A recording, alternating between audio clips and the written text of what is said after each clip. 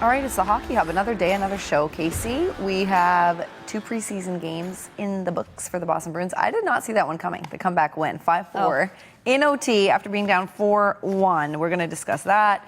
We've got sound from the guys. Adam Pellerin was on set. We're going to deep dive into the roster a little bit, talk about some of the prospects coming up. Obviously, camp inviting a lot of people, so we're seeing a lot of people. They're going to make cuts at some point, obviously, to make a roster, but we'll talk about, Michael DiPietro, who could be up, who could be down, all that kind of stuff. Get some sound. You and I have a different opinion about how the game ended with Nikita Zadorov just skating off the ice. Yes. We'll get into that, but did you see that one coming, that comeback win? Because I did not, but it said a lot about the team. Yeah, I did not see it happening, and that's for sure, because you and I have talked about it here, that kind of some of the things that translated poorly for them last season was the inability to get back in games in the third period or give up leads in the third period. So after the Rangers completely owning the second period between shots on goal and everything else, and just starting to get a little too, let's say, I don't want to say cocky, but getting very confident in the fact that the game was theirs. I didn't expect the comeback win whatsoever, but I love to see the script flip in favor for the Bruins, because some of the identity things that they want to establish,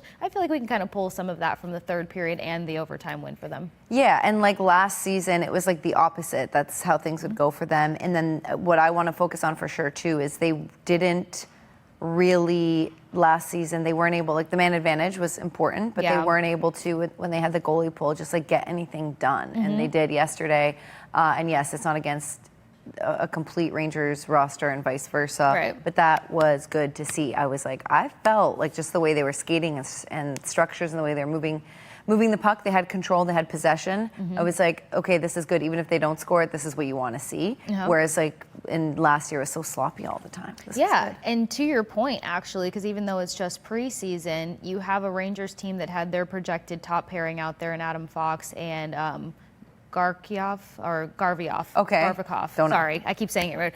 Garvioff. And to know that they are, going to be expected to be their shutdown pairing throughout the rest of the season and stuff, like it's a good test for the Bruins to have to go against nice and early. And then you've got a penalty kill that's now being wielded by Joe Sacco, and a lot of credibility there because they're trying to reestablish their defensive identity. So I think it was a really good test. But to your point, I mean, preseason or not, they were able to have better movement. They were able to kind of get some things going, and then to be stout on both ends. Michael Eyssimont picking up that shorthanded goal, being able to capitalize when it comes to penalty kill opportunities and shorties. Like, that's another way that this league has kind of changed in a sense where you have to be dominant on the power play as well as the penalty kill, and you can cash in on the penalty kill just as much.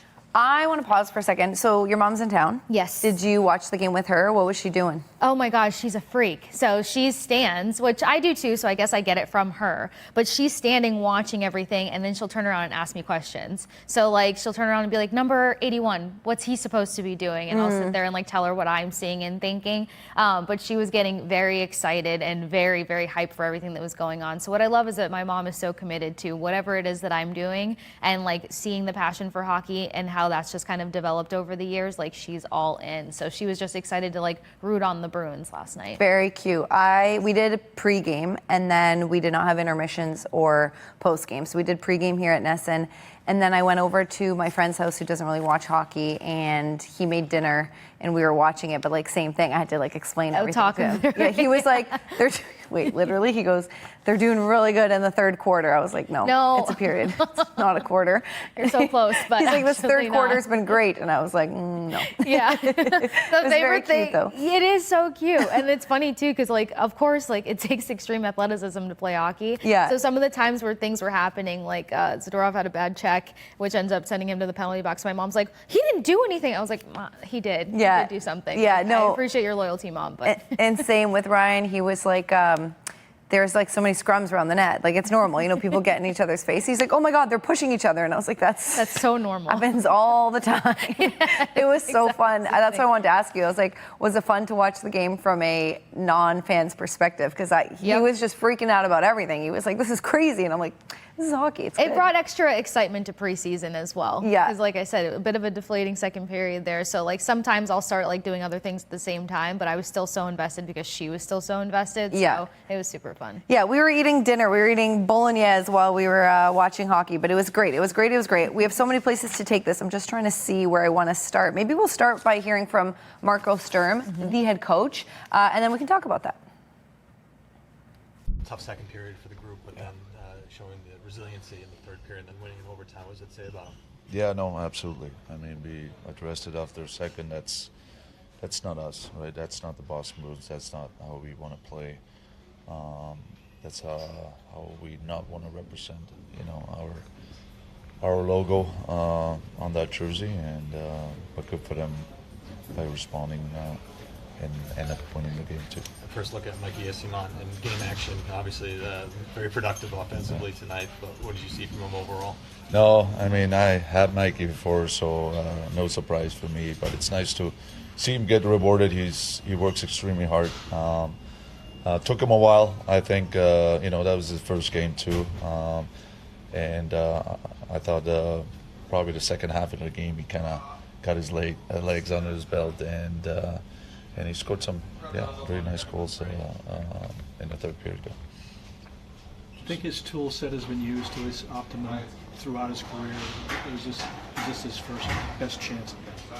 Yeah, no, I mean, again, he's a kid. He's very hard on himself. I think sometimes that hurts him actually a little bit, and I also think slowly he kind of gets it. He's been around to a few teams now, different coaches, so he kind of knows what to bring every night. And what I like about him, he doesn't complain. He accepts his roles, whatever it is, and he's trying the best he can. So, guys like him, you always root for because he cares, and because he has not just grit, he also has the skill, and that's something. I think he worked on in the past. He gets too. the shorty on the PK tonight. What's his optimum use for you think? Is he bottom six PK? Yeah, no, he's probably definitely bottom six, but we need some killers, and that's why I was not because we had nobody here today, but I think we're gonna try to use him on the power play on the PK, but I also know if the big guys aren't going,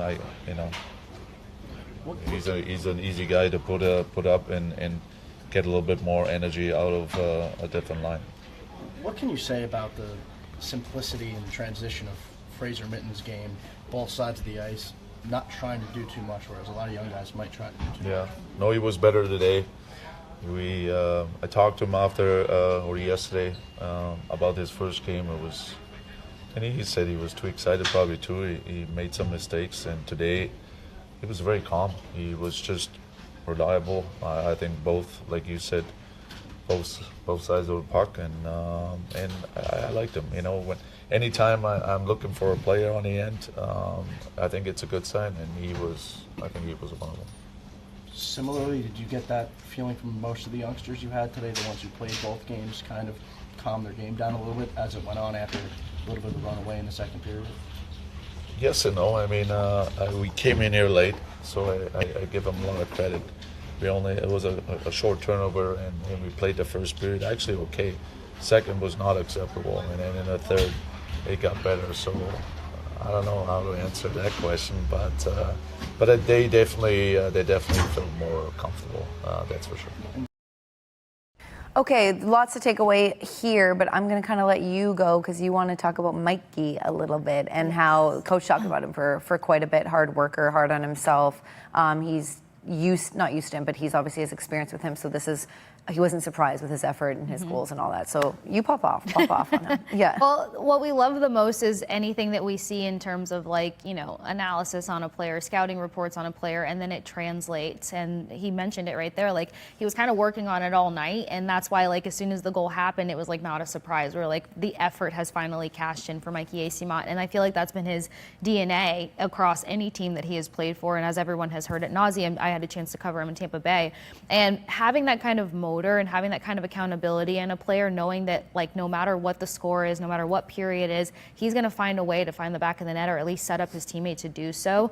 That's something that we need, that contributes to seeing a completely different third period than we've seen out of the Bruins in quite some time. Yes, still taking preseason into accountability. So I love it because I feel like Mikey very much just fits the bill of where this team is starting to try to go, and he has the capability to be anything that this team needs him to be. Because back to talking funny about Mom for a second, somebody made a comment about like his mitts or whatever. And my mom was asking me like, what is that? So I was jokingly telling her like what silky mitts are, but like he has a scoring touch to him. So even though he's a pest and that's what we like to identify him as the like most, he has the capability to get creative with scoring, and he has the ability to kind of break these stalemates that take place. And Mikey's a guy that can be a bottom six role, but I saw him jump up to the second line a number of times in Tampa Bay to kind of be that driving force, get into the offensive zone when it becomes a very difficult task for a team in totality, and he can set up his line mates just as well as he can score as well. So I feel like he has a lot to offer. I mean, if that scouting report, what you're saying is true, and what we saw yesterday as a small sample size, and I'm obviously very excited about that. I'm going to be careful with putting these two people in the same sentence, but Jack Edwards used to always talk about Brad Marchand and say he's a dog on a bone, and how Marshy would just always hunt the puck down. He was smaller, but he was like relentless. Played bigger than himself. Yeah, played bigger than himself, physical, relentless, and that's why I said I got to be careful putting those two in the same sentence, because I have like an affinity and appreciation, and you guys saw it in the postseason and throughout his career what Brad Marchand is. Mm-hmm. But if we can have another player, because we lost that just like will not quit, where you think you're like, he's not going to get to the puck, he gets to the puck. He's not going to outmuscle this guy. He outmuscles that guy. He's not going to be stronger along the boards. He's stronger along the boards. He's not going to be good, or like he's not going to get this behind the net. He's going to get it behind the net. So if Mikey can actually do that, that is a need that the Bruins have for sure. Oh, big time. And I mean, like coming into the offseason when the acquisition took place with Michael Eyssimont, Sturm talked about the fact that like they need a driver for the forecheck to be much better than it was last season as well. And you just saw some moments where like they were getting outplayed on the boards, their forecheck didn't exist, and then Mikey kept trying to kind of create that momentum, create that capability. So being able to see that again, there were some key pieces in for the Rangers last night. I mean, they opened up with Shesterkin between the pipes. That's not an easy task. So it's just making sure that they can have a better consistency across 3 periods, and I feel like he's really good in that sense. And like something else to touch on too, Marco Sturm, day one of training camp, when I got to shadow you, he talked about the fact that he's going to be looking for chemistry between duos. So when he sees a tandem between 2 guys where he can rely on consistency in terms of either generating or producing offense, getting something going, he's going to probably kind of lean towards that. So if we see more of this out of Eyssimont and they need a proper driver on that second line to create secondary scoring, then there's opportunities that we can see along the way. But I don't think we're going to see anything kind of establish itself consistent-wise. I think we're going to see him blend up the lines quite a bit, and I think Mikey's going to be a big factor in that.